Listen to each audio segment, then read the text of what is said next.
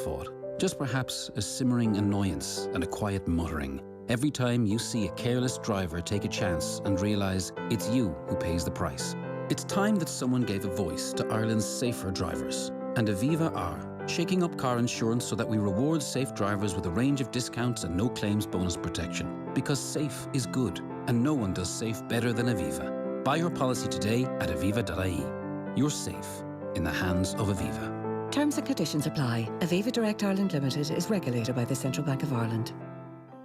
I'm really enjoying teaching placement. The children's response is even better than I hoped. I also think my Irish Caribbean heritage is helping me connect with students from a range of diverse backgrounds. I guess some of them identify with me. I'm Keelan Simon, and I hope sharing my story will inspire others to follow their dreams of becoming a teacher. Teaching transforms. The closing dates for the Professional Master of Education courses are approaching. For more, see gov.ie/teaching transforms. The Sky Sale is now on. And who doesn't need a pick-me-up at this time of year? So get award-winning Sky TV and our best ever Wi-Fi with ultra-fast broadband together from just €50 a month for 12 months. Well, that's nice. That's a feel-good saving from us. So save big on the Sky Sale. Search Sky 50 today. New Sky customers only. Availability subject to location, minimum term and further terms apply. For more info, see sky.ie/speeds. Off the ball. This is News Talk. Just a reminder that our Nollaig mBan takeover today is brought to you in association with Lidl. More for you in 2021. See lidl.ie/healthy. And we're now moving on to our weekly Sunday paper review, and I'm in the company of Cliona Foley and Máire Ní Bhraonáin. And just very quickly before I go to the ladies, I'll just give you a quick run through of the headlines of all the sports headlines at the moment. So we'll start off with the Sunday Independent, and it has Munster scramble home and French withdrawal leaves rugby season in chaos. That's obviously going to be something that people are going to be very much interested in and talking about over the next few days and weeks, I'm sure, as people scrabble to make arrangements and wonder if it's going to happen. But look, 2020 managed to get things happening, so hopefully 2021 will also follow suit. The Sunday Times have Demolition Derby on their front page, and they're talking about obviously the FA magic. We always talk about is the magic of the FA Cup gone? Not if you're from Chorley. And Dove exit followed Kenny's call to stay on. That's an interesting story there by Paul Rowan, which we should get to later hopefully. And also French alert on COVID threatens 6 nations. The Irish Sunday Mirror also has a 6 Nations COVID chaos, as they call it. Lampard, he's talking about punishing the COVID idiots. He's talking about players who break COVID rules and regulations should be punished and hit them in their pockets, and tougher disciplinary action is what he calls for. And there's also a headline here about freeze Spurs out. Turn off the heating and stick Jose stars in tiny dressing room, says Marines Raven. Obviously, we've just heard from Jose there earlier saying that he was very worried about the facilities there and whether his players would be able to deal with it. And you could argue if they're as elite as he says they are, that won't be an issue for them. Sunday World, their back page, Artful Dodger, Gunners, Pickpocket Magpies. And also a story here about Leisbeek will consider offers but can Poole afford him? So it's interesting how things are still going on in that department.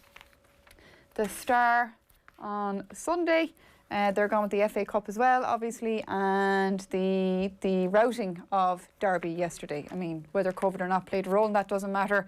The magic of the FA Cup remains. And the Irish Mail on Sunday. On the brink, 6 nations in doubt, with French set to pull plug for Europe, and Munster cling on in Galway dogfight. It was an amazing finish, that game. It finished Connacht 10, Munster 16. If you didn't get to see it, don't bother watching it, just go for the last few minutes. You get all the action there. And finally, the last paper I have in my hand here is the Sun Sport, and it's buy now, pay later. Ozil offers instalment plan. So basically that is the continuing saga of Mesut Ozil and the payment plan and his future or non-future at Arsenal. So let's get to it. Cliona Foley, Máire Ní Bhraonáin, thank you very much for joining us this afternoon. Lovely to be here. Thanks, Máire. Thanks, Treasa. First time I've spoken to you ladies in a long time, actually, just with COVID and everything else going on. But there's so much actually going on in the papers, and actually it's something to be said for all the papers that even when there's very little sport happening, they've managed to keep churning out the stuff. So let's get right to it. And I suppose uncertainty, Cliona, is the name of the game. We've just saw a brief look there of the headlines. We don't know about the Six Nations, we don't know about the Champions Cup, and even the Olympics, even though they were pushed back a year, still a big question mark. Yeah, and interesting. I was doing a piece about the Olympics for the Sunday Independent today, but even just, I think the day after I had finished that piece, Japan declared a state of emergency and, brought in a new lockdown. So, look, it's a movable feast. That's all we can say. We don't know. Shane McGrath has some good stuff in the Mail on Sunday today. And one of the things he noticed is Dick Pound, who'd be a member of the International Olympic Committee, coming out and saying that, athletes should be moved up the vaccine queue. And the headline of Shane's opinion piece is "Carrying Special Torch for Sport is just wrong." And actually, interesting enough, Canadian athletes have since come out and said, we don't see why we should be ahead of people who are far more, worthy of getting vaccines early. But there have been some bizarre, even I noticed even in England this week, wasn't one of the English football managers saying that players should get vaccines early so that they can be ruled out, and therefore more impetus can be given to whoever needs it in the NHS system. So look, nothing is straightforward, and as we know, everything is changing day to day, really. Yeah, there's that article there actually about carrying special torch for sport is just wrong. I can see why, Maud, and why people, I suppose managers, would try to make that argument. They'd argue for peace of mind, ensuring that games can go on so thousands and millions can watch it and enjoy themselves. But you can kind of see Shane McGrath's argument as well, saying, you can't be injecting the world's healthiest people at the expense of vulnerable people sitting in hospitals and nursing homes. Yeah, definitely. And I suppose he makes a great point where he says, there is a protocol there in place. There is, a situation for everybody worldwide where they need to have a plan there, and you can't kind of just change that and say, well, we really want live sport to continue on. We've a crisis here in our hands, and let's try and speed up the vaccines. And I suppose if the running order doesn't follow the way it's meant to, chaos can ensue then as well. But a big point that he makes, I suppose, is that it is something that people will look forward to for live sport, but it's not going to be an instant kind of gratification that you'll get. And I suppose the research with vaccines, everything needs to be followed. But definitely you can see people's appetite there, Treasa, for live sport. But I think we can all agree with his opinion that it can't just be rolled out for the sake of it, without maybe the most vulnerable being first. And there's an appetite for everything, really. I think at this stage there's an appetite just to go out into a cafe and be bumped in the back by somebody at this point. Well, that's very true. And go ahead, Máire.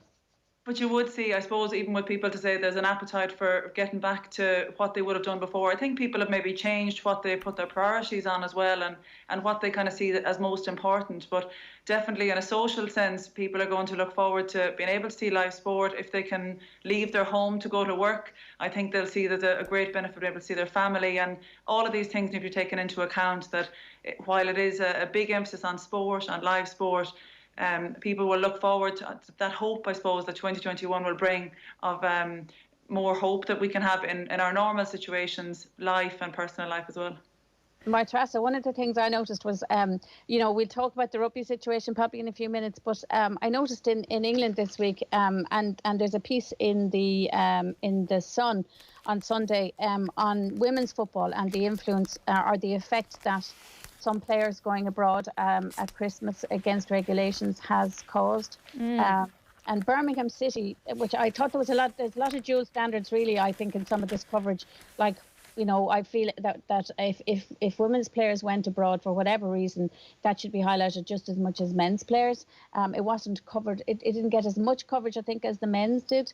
And there were arguments about it. Man City and Arsenal players went abroad, and they were, well, actually, technically only 2 female players have been named, I noticed, in the coverage, and one of them is Ireland's Katie McCabe, and the argument was that some of the players went abroad on business reasons, but whatever the reasons about it, the knock-on effect is very interesting, and the ethics it raises is very interesting. And because London clubs were the ones who were banned from travelling, if you like, but other clubs, were advised not to travel. And in fact, the Manchester United women's manager is the only person who has come out and made any case for an apology, and I think that's interesting as well. So, but the story today that has come out is that Birmingham women's team in the Women's Super League, they've pulled out of a game today against Spurs, right? Because they only have 10 players fit due to injuries and one player testing positive. But the FA said that they look like they're going to deduct points off them. So it raises this whole thing about the depth of women's squads, the reasons for this. The Carla Ward, as the Birmingham manager, was saying, you know, we've just had an extraordinary run of injuries and this COVID problem, so we feel it'd be irresponsible. And it's one of 5 Women's Super League matches to be axed today. So Everton, Manchester United, Aston Villa and Brighton have all had games called off because of it. And I just thought, you know, we should be seeing more coverage of this. You know, if women's football it deserves to be covered equally, then we should see equal coverage of it and equally hard questions asked of it. And it's not happening. And do you think, Cliona and Máire, is that just because, let's call a spade, nobody cares enough to give out about them? It's certainly... Yeah, go ahead, Máire. Sorry, Cliona. You know, I think in a big way there is increased coverage of women's sport, but I think the opinions that go along with it, until people are maybe more sure of what the impact will be in a financial way with clubs, with international matches going ahead, sometimes they're afraid maybe to raise this issue, to bring it up until they have all the facts from it. But I don't think that should mean that people shy away from talking about it and from discussing.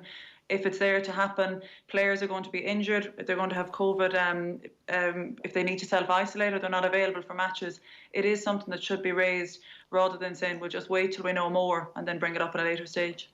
And waiting to know more as well, actually, Cliona, you're doing a Jesus act on us today in that you're talking about the papers and you're in the papers, you're omnipresent. And I see you've an article in the Sunday Independent about how Tokyo on the road is no smoother, is the headline, because people just don't know. And the Olympics, and interestingly enough, there's been surveys done amongst the Japanese, and people in Japan are, you know, support of the Olympics is slowly eroding as their levels of COVID are on the up. Yeah, and I'm not the only one. Sean McGoldrick in the Sunday World and Shane McGrath has a piece on this today. And there's lots of people, because it's just under 200 days until Tokyo Olympics, the postponed Tokyo Olympics should be going ahead.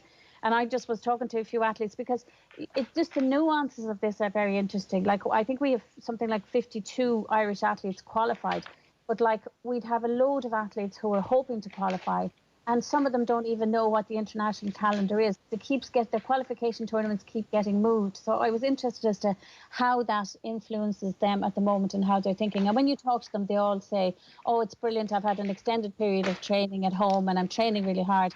But like, my point is, athletes live on competition. That's what gets them through the dog days, and they don't have any of that competition. And I spoke to a number of people for the Sunday Independent today, including Colin Judge, a Paralympic table tennis player.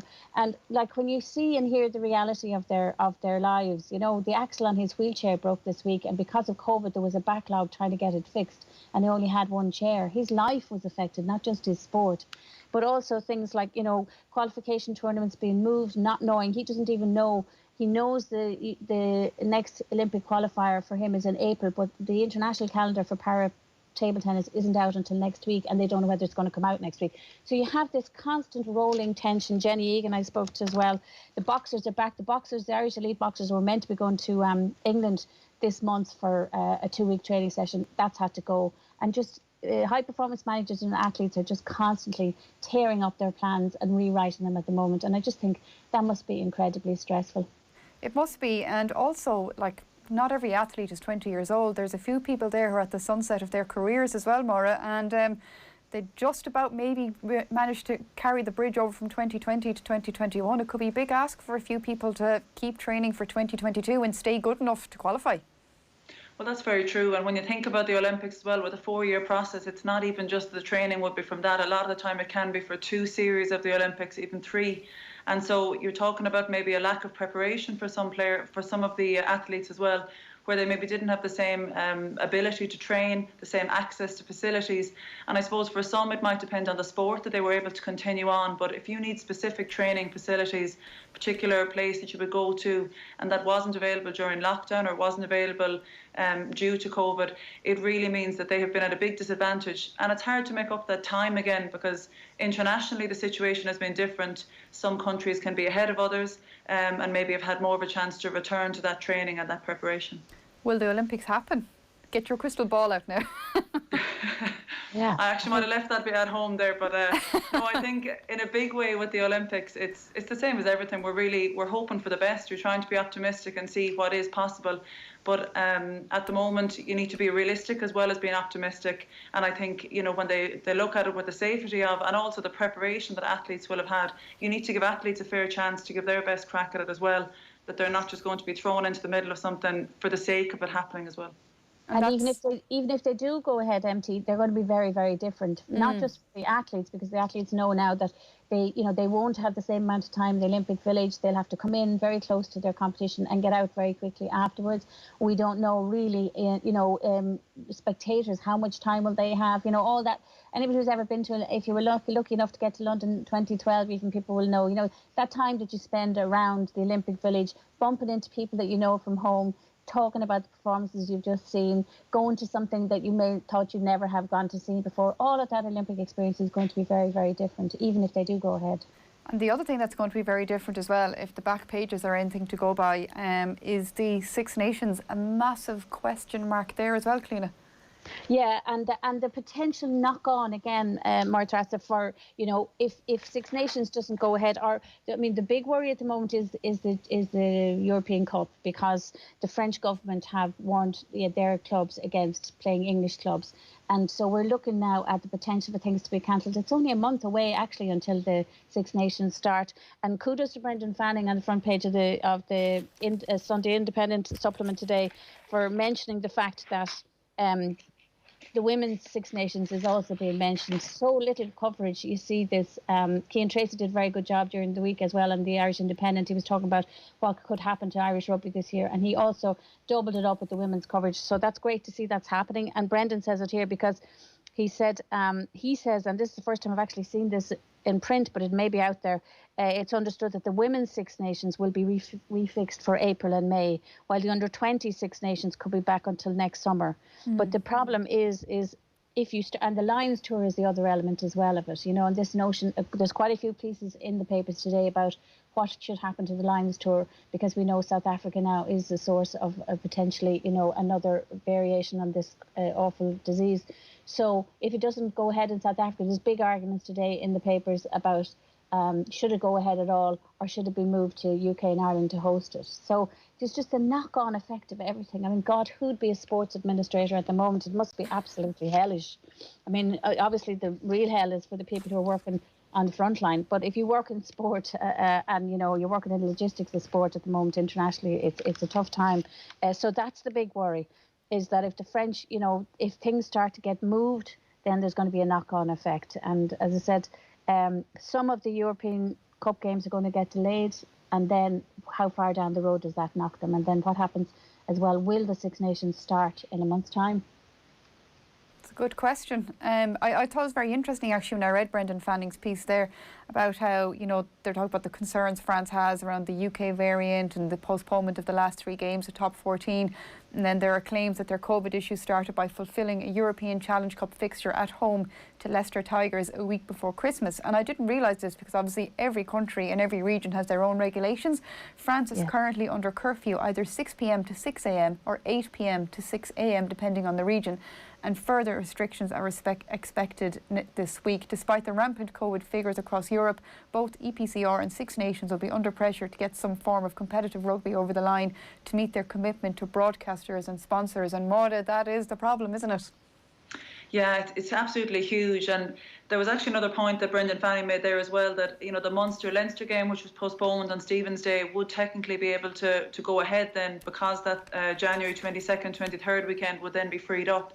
But I suppose when you think of advertising, when you think of the lack of ticket sales that have been there for all of the matches, it has a huge knock-on effect for the industry of sport as well.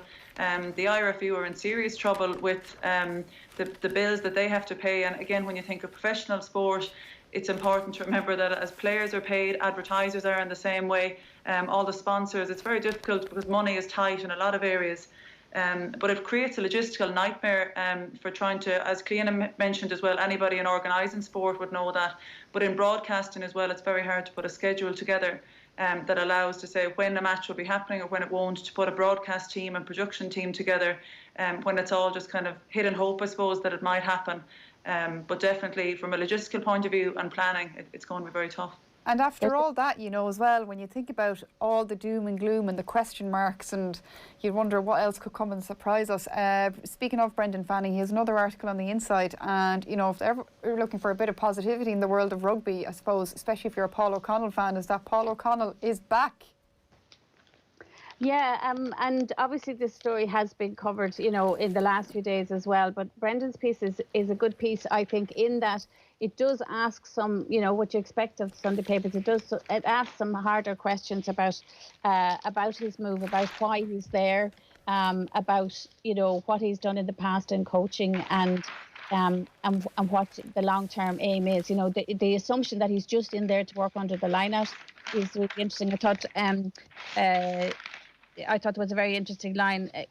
Was it from I'm trying to think who had it in the Sunday Times? I think Peter O'Reilly has a very interesting line. I mean, he actually says this, and I if people would be interested, it's an opinion clearly, but he says this line that he says Paul O'Connell wouldn't have taken the job unless he believed he would eventually replace Andy Farrell. Which I think is a very interesting line. It just jumped out at me.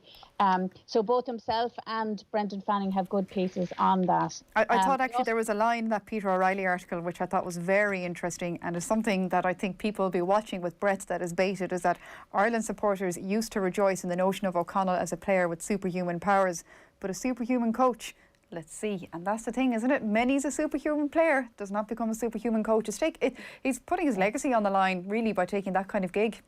Yeah, and Sinead Kassan had a very interesting line yesterday, I think, in the Saturday's Independent as well. And she was saying, she remember her saying, she said O'Connell wasn't like any other player, and he's been fast-tracked as a coach, unlike any other coach. So that will put a lot of pressure on him, and the Irish line-out and the Irish forwards are going to be watched very carefully. But I think anybody who really is interested in rugby and sort of the power structures of Irish rugby and who was in place when Andy Farrell came in, you know, Brendan Fanning's, you know, looks deeply at sort of the backroom team that, or the backroom team that he's arguing wasn't particularly well organised when the new Irish management, when Andy took over, and he's questioning that, and he's looking at what happened since and where he thinks O'Connell is going to fit into that. But it is a big challenge. And you'd be wondering as well, you know, like, you know, Brendan has it here, you know, this is not risk-free for Paul O'Connell. It is attractive financially, especially at a time when the Lions tour, from which he would have had a media gig, is hanging by a thread. The challenge for him is threefold: fix the line-out, which means developing a few line-out leaders who are comfortable seeing it the way he does, restore the clarity and technique Ireland had as a breakdown under Joe Schmidt, and fit into a coaching group where everyone is territorial. That's a whole heap of work. And you'd be wondering, Máire, has he been clouded perhaps by the fact that, and obviously we don't know this, we don't know Paul O'Connell, we don't know what his thinking was, but his thinking perhaps maybe being clouded by, oh, I have no income coming in here, here's a good gig? Or do you think it's more long-term than that?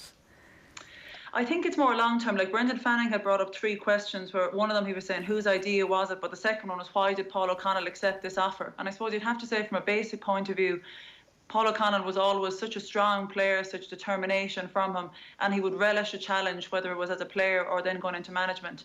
And I'd have to agree with Cliona that it definitely, when you look at the lineup that they're going to have to fix, the challenges that he has from it, it's definitely a challenge I think he would rise to. But from a financial point of view, as I said, the IRFU have a lot of problems, as do World Rugby, and he definitely, I suppose, would see that maybe if he can help increase the play, improve the play, that it's going to be something financially that will benefit him. But it's something that I'd say he wouldn't shy away from the challenge, Máire Treasa, and they're saying he'll have to move fast to stay afloat, but I think he's someone that can definitely swim when he's thrown in the deep end. But the third question, Cliona, that Brendan asks, will it work? Will it work?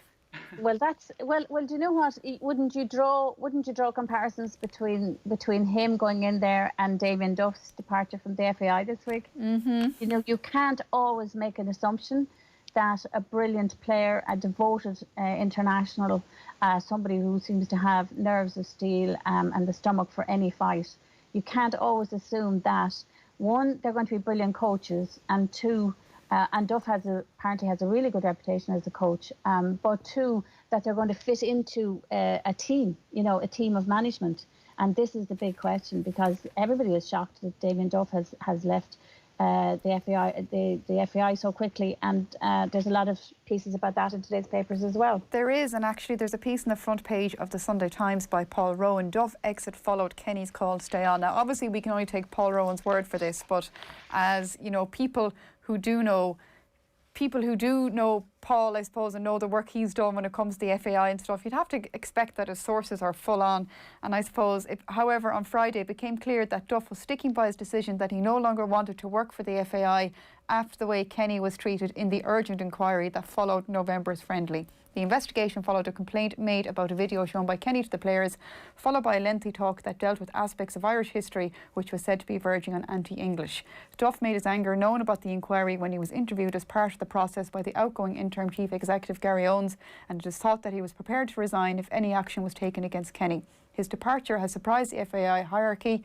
The inquiry cleared of Kenny of any wrongdoing, and Owens has left the FAI after a lengthy handover period. So Paul Rowan is saying that Damien Duff left because he couldn't stomach how Kenny was treated. Now obviously Damien Duff has not come out and expressly said this, but like you just said, Cliona, he is a man who knows his own mind and is not afraid to act on it.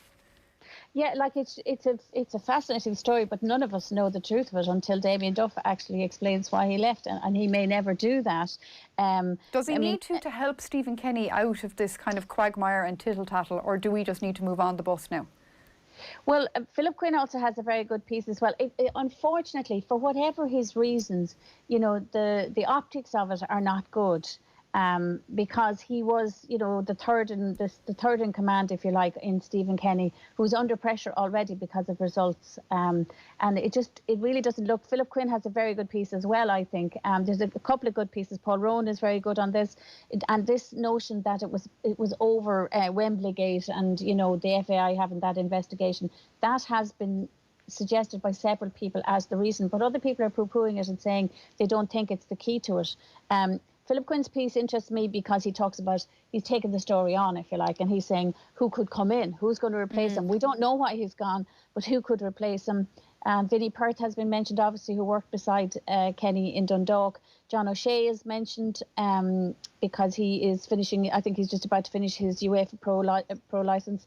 Brian Kerr, if they want somebody who has, you know, respect and maturity and longevity in the game and still knows the game very well. So he's talking about that. But what he does say is the decision of the third in command in the Ireland setup to walk away doesn't reflect well on anyone, not Kenny, not Duff, not the FAI, nor the dented reputation. Those watching from afar may be excused for thinking, if Duffer wanted out, there must be a lot bad, you know? Yeah. And unfortunately, you know, he may have done it for what people clearly always make decisions for what they think are the right reasons. But how it appears to others, and it appears about an organisation that's already under pressure and a management that's already under pressure, you know, that is a problem. And I suppose that's it though, isn't it? We are just speaking in a vacuum and we don't know, and maybe we're worse for talking when we don't know, and we should just maybe keep our mouth shut until we do know something, which I suppose if we did that, Cliona, Máire, we'd have nothing to talk about. Exactly. Just to get back to the rugby there, just got a text in there, great to see Paulie on board, half the job done. Now to get Roger on board, that comes in from Minnie Ní Bhraonáin. If you want to chat to us at any point, do feel free to send us a text to 53106 or all our social channels. They're on at Off the Ball as well. And we've got plenty more coming up as well for the paper review. That's only just scratched the surface of it. We've just done a little bit of rugby, a little bit of soccer, a little bit of what ifs. There's still a lot more to come from Cliona Foley and from Máire Ní Bhraonáin. So please do stay with us, because we're going to be back with more paper review after this break. Newstalk.com/extra. It's what you've been missing. Follow the leader, the Mitsubishi Outlander PHEV, the world's best-selling plug-in hybrid, is now available with 0% finance and a free home charge point worth €800. Leading the charge in plug-in hybrid technology, the Mitsubishi Outlander PHEV. Book a test drive at your local dealer today. Mitsubishi, drive your ambition. Terms and conditions apply. See mitsubishimotors.ie. Lending criteria applies. This is a hire purchase agreement provided by Bank of Ireland Finance. Introducing Go Loud Classical, the new home for your favorite composers. Music to raise you up, to inspire, and to soothe. Go Loud Classical, the world's greatest music, Download the Go Loud app now for free. Go Loud. Podcasts, radio, and music to your ears. All I remember from that awful day are the words, "You've got cancer." And with the lockdown, I was there on my own. Afterwards, so many questions terrified me. But the caring cancer nurses on the Irish Cancer Society support line gave the friendly expert help I needed. So this Christmas, if you or someone you love has been affected by cancer, we offer free confidential information and access to professional counselling. Free phone 1-800-200-700 or email supportline@irishcancer.ie. InsureMyCars.ie. Make it a really good afternoon and check out the great car insurance discounts at InsureMyCars.ie. Ireland's trusted car insurance specialists. For super family savings, check out InsureMyCars.ie. City Financial Marketing Group Limited, trading as InsureMyCars.ie, is regulated by the Central Bank of Ireland. Here at EuroCyclesEurobaby.com, we hope you and your family are keeping safe. We wanted to let you know we're still here for all things bike and baby. Our stores on the Long Mile Road and Swords are open 7 days a week for all your essential needs. For bikes, prams, cots, high chairs and more, you can also shop safely from home. Check out the range and buy online at EuroCyclesEurobaby.com. What a time to turn 17. Months in your prime on pause, classrooms gone, training gone, summer slipped by. No face-to-face, let alone the shift. And don't even start on the leaving. Everything upturned, hard lessons learned.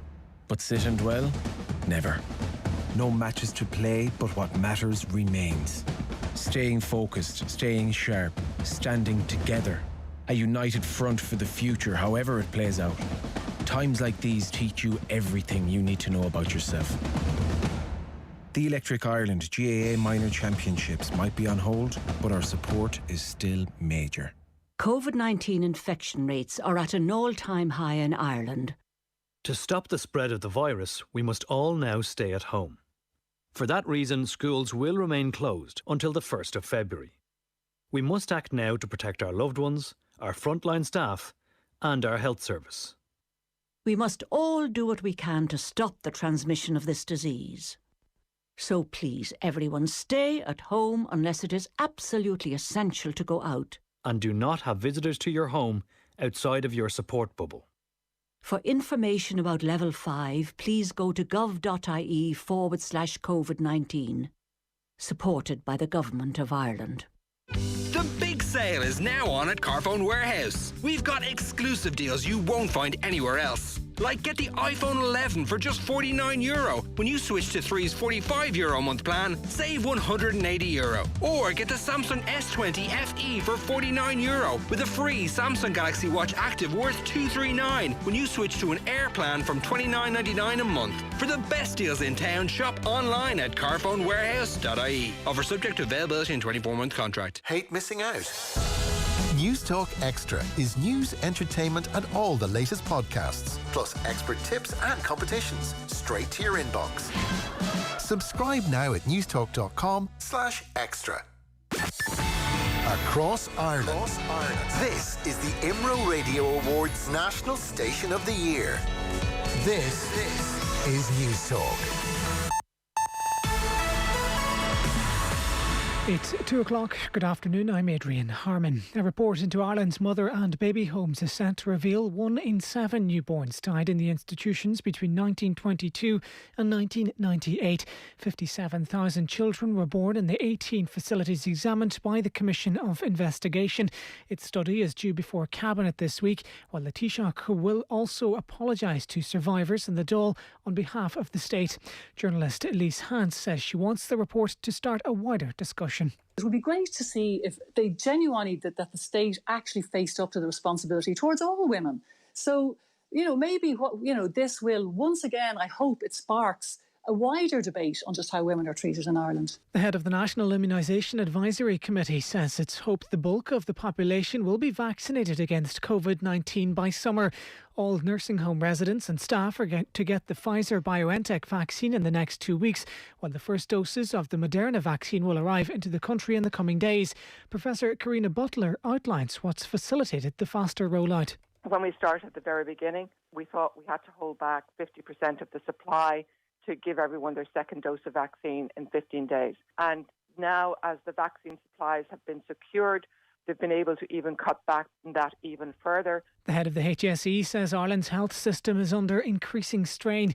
Paul Reid's comments come as 1,421 people are now being treated in hospital for coronavirus, while 121 patients are in intensive care. High infection rates among healthcare staff has raised concern that ICU capacity could be impacted, leaving doctors with tough ethical choices. Meanwhile, it's reported some hospital staff have been asked to conserve oxygen over an expected influx in admissions in the coming days. And Democrats in the US Senate will start the impeachment process against Donald Trump tomorrow. They're accusing the president of inciting his supporters to storm the Capitol building. 5 people died in the riot. Former press advisor to Bill Clinton, Albert Scardino, says if successful, the impeachment would have a big impact. Donald Trump will be entitled to a pension of $200,000 or more a year, $1 million of travel budget, plus Secret Service protection, plus an office, and he'll have the ability to run again for office. If he is impeached and convicted, all of those benefits disappear. It's 2:02. News Talk Weather. Thanks to the AA. For peace of mind, we provide cover for your valuables outside of the home once they're specified on your home policy. Go online to the aa.ie. Cloudy with some sunny spells and rain in the west and northwest. Highest temperatures of 4 to 8 degrees. And now you're up to date on News Talk. Off the ball.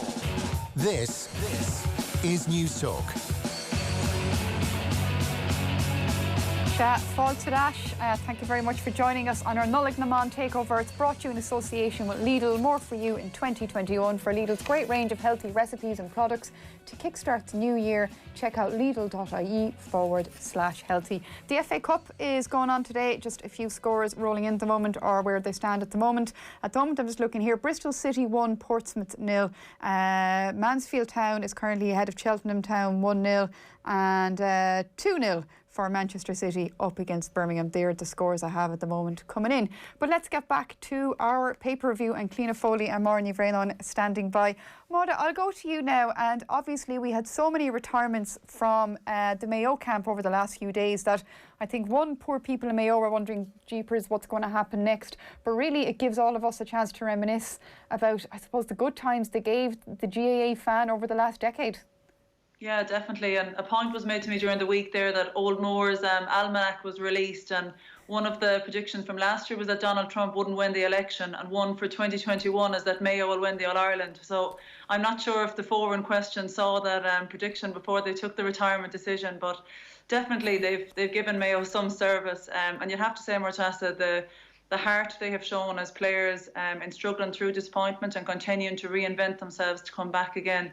You know, it's definitely something to be reckoned with. But I suppose with every disappointment that they had, the panel was still changing. And a good point that was made actually in Dermot Crowe's article there today was kind of the continuity that existed there, instead of it being changed and Horan saying, well, I'm going to change everything up and just bring in a new crop of players. We have a great set of under-20s coming in. He wanted to gel the players, to blend them and mould them together. And I think that did stand to them. 10 minutes to the final whistle against Dublin, they were still in the game. It wasn't the case that they had lost it from the first minute, even though that goal from Dean Rock and obviously breaking records there was huge. But it did show they said to the Mayo born, and I suppose to that cause, they were always answering that call. I find, Cliona, whenever I think about Mayo and their travails and the journeys they've gone on, and yes, it's heartbreaking, yes, it's devastation, but maybe it's the romantic in me. I think it is better to have loved and lost than never have loved at all. And I just think there's so many counties around the country, people in Longford, people in Wicklow, people who would love to feel that heartbreak. Mayo have given their county so much, despite not reaching that pinnacle. It's about the journey, not the destination. Now, people who don't win All-Irelands mightn't agree with me, but you know what I mean? I absolutely agree with you. And actually, the one nice thing I think that's happened this week is that all of these Mayo players, and Dennis Walsh has a lovely piece in Sunday Times today, and he has a list of the most appearances for Mayo Championship League. It starts with Andy Moran at 183, and he comes down as far as Donald Vaughan, just because these are the ones who have retired, 117, Dave Clark, 133. But what I think is interesting and what was nice this week is that they get the recognition, because they played so much much because they were so successful. The only thing they didn't do was win bloody All-Ireland, right? But they were so often there. They've played an incredible amount. They've shown incredible resilience. But what I like is that they're getting recognition for that resilience, and also because they seem to be players themselves who appreciate that it wasn't just about winning, that even though they had a horrendous heartache, and Tom Parsons this week, he did a lovely interview with Joe on Off the Ball, but has done a few really lovely interviews over the week. You know, has been his message, was that I got so much from sport, you know, even though I had the heartaches, I still learned so much from sport, and it was such a huge thing in my life.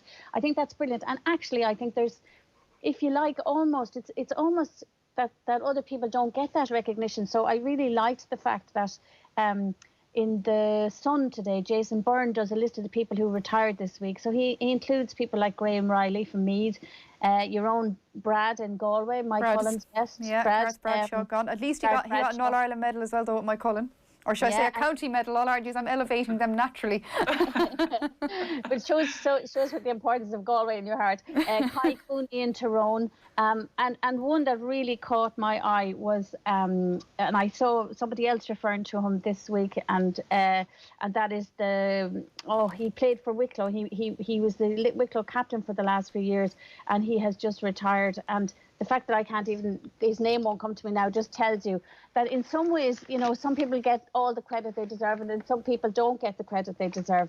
And so I thought, you know, you'd love to see them all get the sort of attention, if you like, that. Well, not if you're Joe Brawley, who has an article above giving out about that exactly, people getting flowers and platitudes, but it's not an opinion I'd agree with. I think if you want to send your statement out, say thanks a million, I've retired, or if you want to quietly slink away, that's your choice, and it's not your fault if people tell you you're great, is my attitude on that. But actually, when you talk about platitudes, Cliona, the Dermot Crowe article, Maud, I know you were a big fan of it earlier. I just thought the bit about David Clarke and how last summer Clarke spoke of the efforts he made to get back into the team during lockdown in 2020, having lost his place towards the end of the 2019 championship to Robbie Hennelly. The interview was given to Liam Swift of Reich Ireland, and it goes on to say Clarke said he roped his wife in to throw the ball at him when practicing at home, and had his two daughters involved in yoga online sessions along with the training regime prescribed by the Mayo management. His longevity was remarkable, as was the pendulum swing of his fortunes. He swung in and out of that team, and it wasn't an easy journey for him, and he still only looks like he's 12 years old. I was amazed to see he was 37.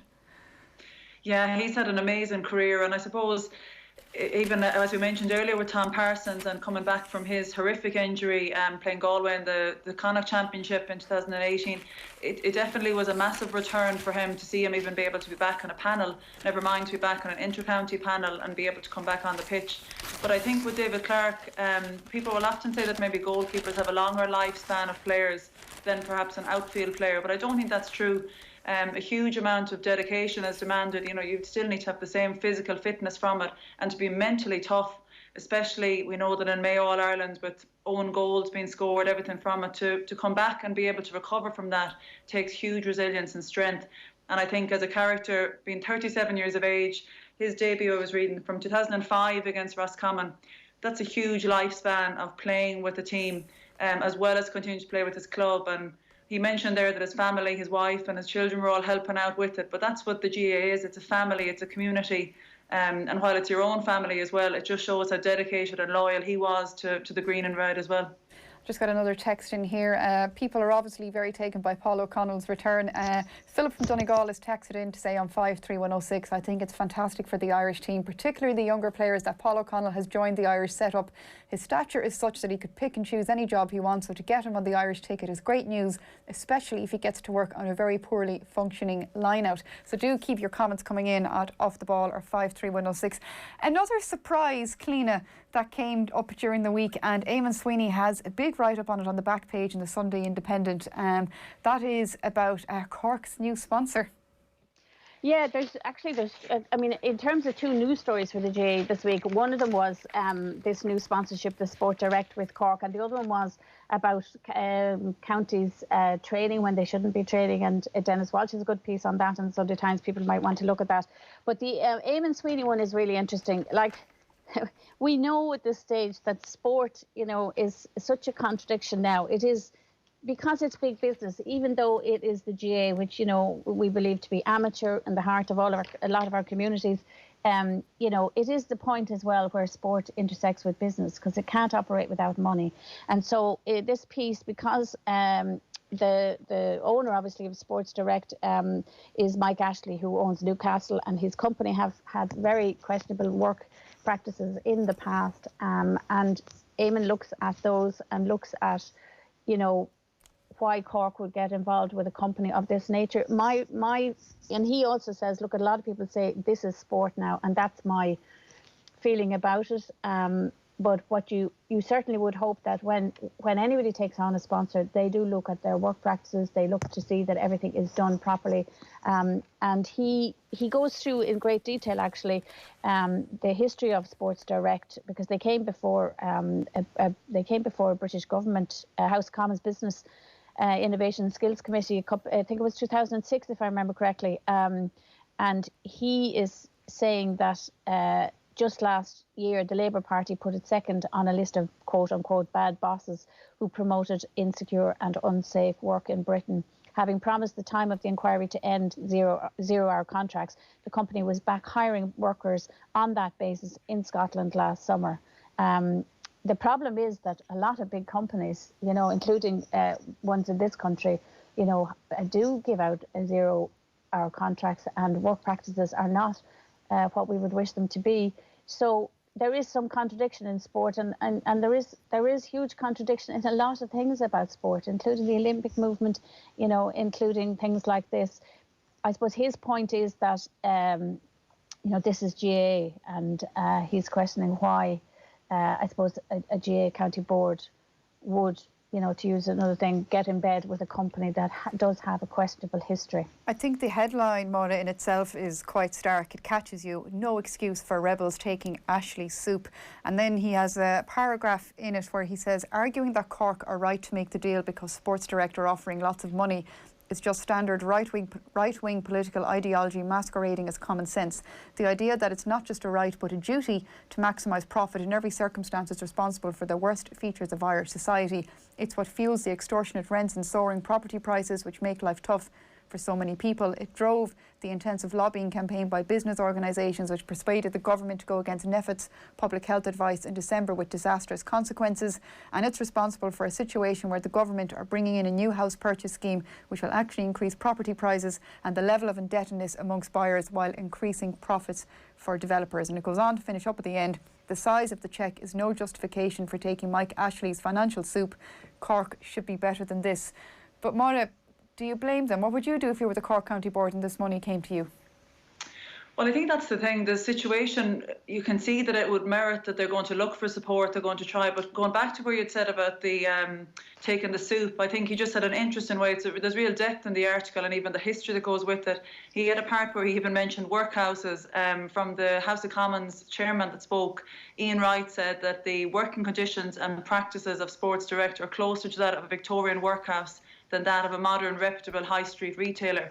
So if you were to take that into account and say, well, is that really what you want to be as your sponsor? Is that really who you want to come on board?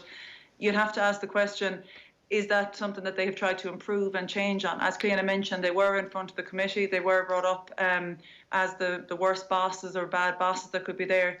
But I do think with Cork GAA, they've really tried to reinvent themselves and had a lot of problems, we know, with player strikes and a lot of problems that existed within that county from it. They've come through that strife and kind of turmoil with it as well.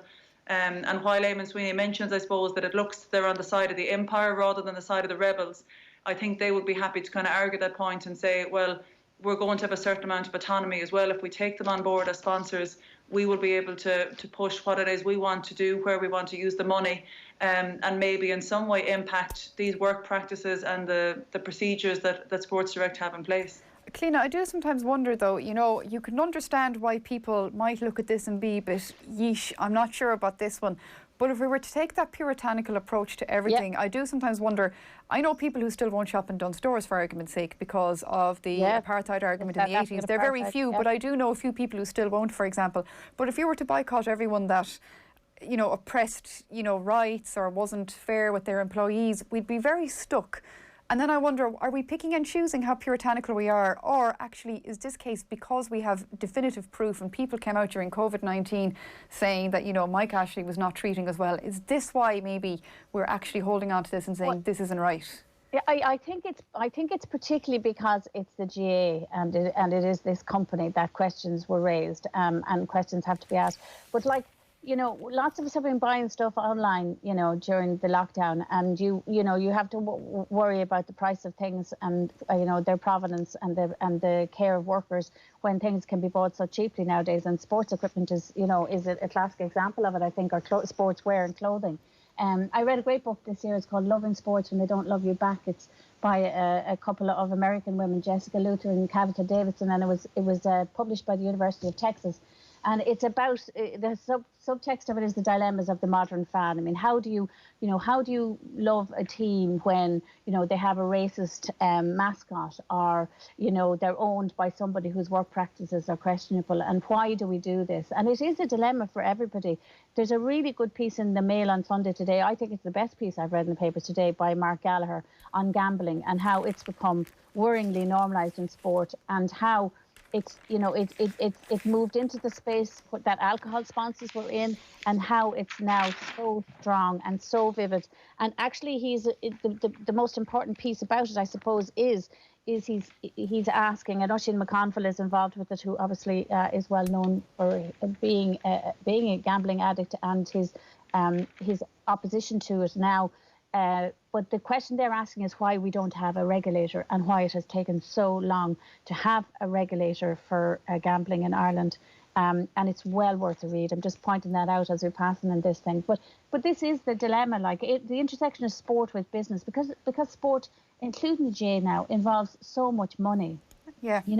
that gambling article there, I think just the figures that stood out for me was it's estimated that the global sports betting market was worth roughly 700 billion in 2019, and soccer accounted for 70% of that, proving it is more of a driver now than horse racing. In the 2018 World Cup, for example, more than $36.4 billion was staked. In that context, it is easy to understand why more than half of the 44 clubs in the Premier League and Championship have a betting company as a shirt sponsor. So that's one argument, Máire, but then you come back this is just a sports company with a lot of money who's willing to give Cork money that Cork needs to try and compete, which, as a regular Cork fan, I'm sure they don't want to be thinking about, labour practices and socialism as they're putting on their jersey, but do we have to think about that? And unless we think about this, Máire, things won't change, or do we need them to change? Is it just us being puritanical sitting on our high horses here? As a text just came in from Dick, I'll tell you right now, he just said, oh please, get off your high horses. Thousands of Irish people, both sporty and non, buy loads of stuff from Sports Direct every year because they're affordable. So if Cork are wrong, so too are all those Irish people, myself included.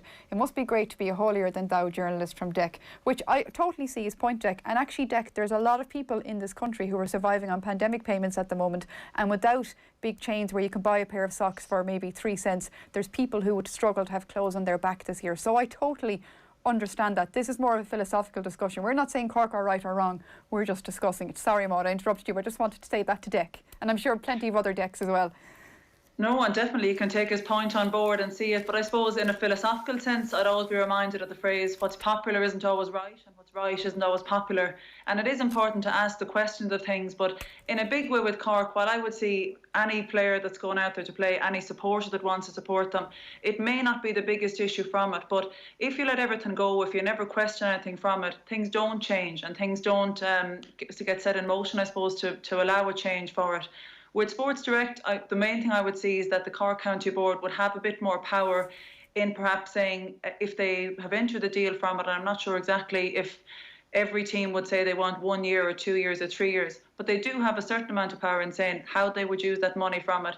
If they certainly felt that there was something ethically wrong, that it was terrible, affecting maybe the image maybe of their own team and of the Cork County, it's something that they could look at from it. But sometimes you nearly need to be within something to change it as well. And that could be a point where you say that if they're involved with Sports Direct, it's something that could be more able to change, or more of a possibility to kind of amend the practices. I'm not sure. I wouldn't share your optimism there that somehow the good people of the Cork County Board could change Mike Ashley when trade unions all over Great Britain couldn't. Like, when you see the beginning of the article, as COVID-19 began to run riot in England last March, Prime Minister Boris Johnson announced the closure of all non-essential retail outlets. 30 minutes later, Sports Direct emailed all their employees to announce their shops and warehouses would stay open. They also increased prices on sports equipment by up to 50%. Unite Trade Union Regional Officer Cheryl Pigeon said that the workers at the company's Derbyshire warehouse were threatened with losing their jobs if they self-isolated because of health concerns. The union claimed there was a lack of hand sanitisers and a failure to enforce social distancing. There are many, many scared workers at the warehouse, and maybe, Cliona, that's where it comes down to, that it came down to human life and health. And even when companies all over the world, all over Ireland, all over the UK put on a very good front of, at the very least, acting like they cared, this crowd didn't. Yeah, and look, as I said, these sort of anomalies and these sort of dual standards, they're rife everywhere in sport now, because sport is such a big business, and it doesn't matter whether it's a GA or whether it's Cheltenham or whether, it's the Six Nations. That's bottom line is money. What'll happen is, like what'll happen everywhere else, there will be people in Cork who, feel strongly about this, who probably won't buy the jersey, but will they stop going to Cork games? That's doubtful, but they may not want to wear a jersey that has Sports Direct on it, and that may be the compromise for some people. And given what I was watching on social media during the weekend, there were some prominent Cork businesses who have supported GA in the past. People felt strongly about that and felt that they would still support them and buy their sports gear from them rather than a big international multinational chain. But since the collapse of unions, and God, we could go back into history, in so many businesses, 0-hour contracts are something that are rife in everything, including, as somebody was saying earlier, including supermarkets and all the rest that we use regularly. When we speak about history, I think it's a good time to move on here, and the hand of history that weighs very, very lightly on Dublin's shoulders. And Máire, there's a lovely interview here with Philip Lanigan with John Small, Dublin's John Small, and his new Baba, who was born on the 2nd of January, which makes it the second best day to be born for the GA calendar, unless you're Michael Foley's new baby boy who was born on New Year's Day. But 2nd of January, and he's talking about what it's like to be a Dubliner, what it's like, the memory of his dad, late dad Declan, and obviously his history with Ballymun as well. It's just a really lovely interview. It is a very nice piece by Philip Lanigan, and I suppose 6 in a row success has been massive for Dublin, but the title even and the heading with it, the human side to the blue machine, it's lovely to see, I suppose, the heartache that he went through with his father passing away last December. He mentions a lovely part that was done as well, where his father was actually able to get into the Hogan Stand in Croke Park to see to go to a big game and to be able to attend it, and that it meant a lot to him. So I suppose it's one generation, that it's now a new generation has come along, but he's kind of reminiscing and remembering what had come before. And with all the success that Ballymun Kickums have had as well, I think it just shows the county board setup and the club standard that has just excelled in recent years in Dublin, and that support from it that really John Small felt he was able to continue to play at such a high level with tough things in his personal life from it. But he definitely seems to have said that it was the perfect timing for a GA baby, so I agree with you there, Treasa. And actually, it's sorry, Cliona, I interrupted you. Go on. No, well, you probably know this, both of you. The science tells us that babies born in early January have an advantage in sport and often are very successful. That's why I wasn't, Cliona. I was born at the end of November. That's my excuse. and I'm a December baby. Thank you very much. I'm even worse than you are. But it's interesting because John Small is a January baby and his baby is a January baby, and there's a nice confluence. But it's a really nice piece as well, and Máire says it rightly, because it's a piece also about this notion that Dublin are, buying success. And he talks about Ballymun Kickums and their extraordinary legacy, if you like, to Dublin with players in recent years and in the past.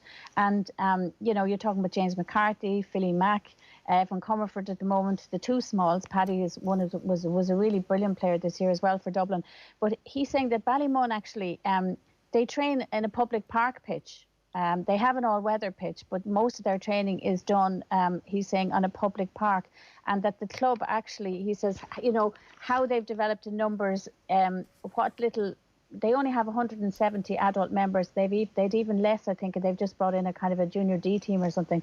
So he's just making the point that, sometimes it's not all about money, it's about people and how they use their resources. And it's a bit of an antidote, I suppose, if you like, You know, and we know people like Paddy Christie and Ian Robertson have done incredible work up there with underage teams, you know, and that's what started the recent thing. So his point is, it's not about money. One of you might have noticed it, but there was definitely something else that jumped out at me, and I thought, well, that's interesting. You know, it's not just, you know, they don't appear to be buying success. It's, you know. But obviously, of course, club and county are two very different beasts. But I mean, of all clubs, to have the success that Ballymun have had, when you consider the social issues in that area and the fact that they were hemorrhaging players for years to Nafina because it was probably nicer, for the want of a better phrase. But just even the line here, the Late Late Show Christmas special featured a host of musicians, including Bono, who once wrote a song about a lack of opportunity in Ballymun, the scourge of heroin in an area that became an unwanted touchstone for social privation with the flats. I see 7 towers, but I only see one way out. Remarkable then that the contribution of Ballymun Kickham's is helping to reframe a community in such a broad, positive light, a beacon of social cohesion and opportunity on the field of play. And that's the power of sport, I suppose. And I suppose that's why, Máire, people get kind of angry sometimes when they see things, when they see injustice and unfairness, when they see successful teams from their point of view. They're seeing unsuccessful teams getting more that they're not getting there. How can we ever make it up when sport is supposed to be fair and happy? Yeah, and on that argument, I think really Dublin have set such a high standard in both men and ladies football as well. But the biggest thing that comes from that is really just to try and raise yourself to that standard, to achieve the challenge of it. And while it is tough, and I understand there's a lot of barriers that stand in the way of different counties, and especially with clubs as well, I don't think you can really say that it's unfair that somebody has achieved such a high level of success and they need to be taken down from that pedestal then. But when we mentioned Paddy Christie there as well earlier, like he organised and paid kind of sometimes from his own money to get buses where they'd bring them to matches, where they'd, you know, maybe buy them a bottle of Lucozade on the way home, and it was to create kind of that social or that community scene from it. And that's evident, like the first county title in 8 years for Ballymun Kickham's, a huge thing for them to achieve. But those players have then gone on and represented their county in the same way. James McCarthy was exceptional against Mayo in the All-Ireland. Dean Rock, again, flawless with his free taking. And I think when you look at the effort that has been put in, it shows from a club level, they go back to maybe a disadvantaged area that really has pushed itself to show how the GA and how community can help to improve that and invigorate an area as well. And empty, I found that piece. I was trying to remember, I knew there was something in it. He says that Brendan Hackett, who is their club manager, he says he bought their gear bags this year out of his own pocket because the club didn't have the money to get us gear.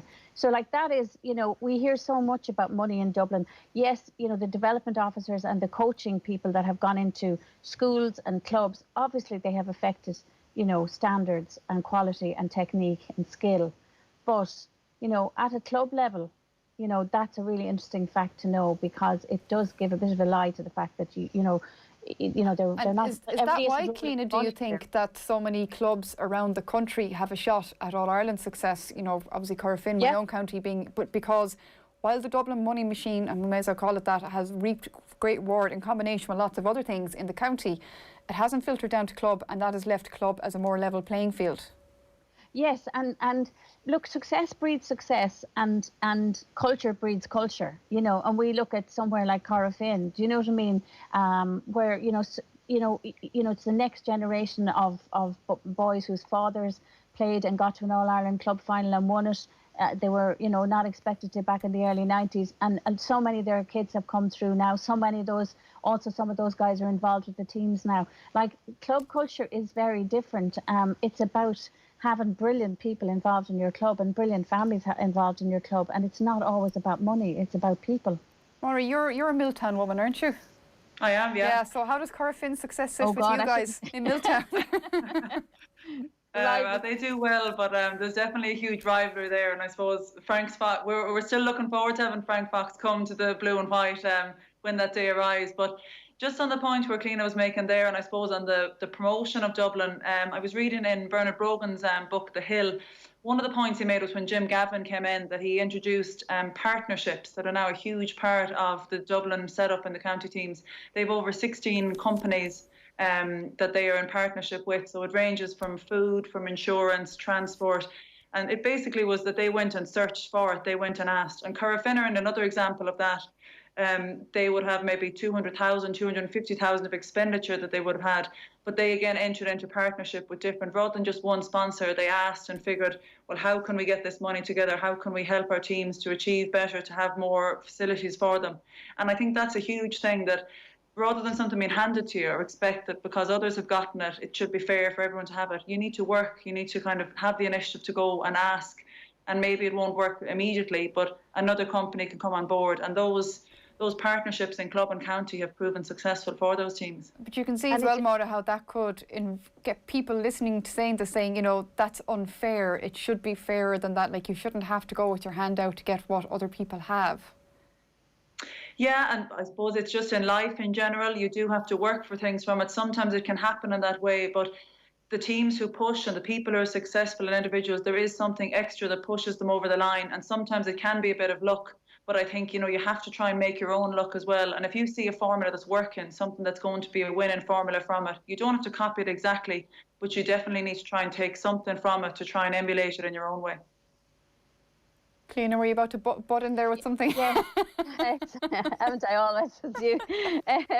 Yeah, no, I mean, it strikes me as well, like, you know, and it isn't really talked about much, but like, nobody objected to the Cork women when they were dominating women's football as much, because it wasn't seen that they had extra resources or more of an advantage than anybody else. That's the problem for Dublin now, is that they're seen to get a lot of money from Croke Park, and people are saying, hold on, they don't need it, we need it more. There's where the argument comes from. Look, we could be sitting here having that discussion for the rest of the afternoon, and indeed about the rest of sports pages. There is a lot in there, including a piece we didn't manage to get to, but I think if you are interested in the Sunday Times, Paul Rowan has a lovely piece of a Pádraig Amond, who always comes up in the papers this time of year with the FA Cup.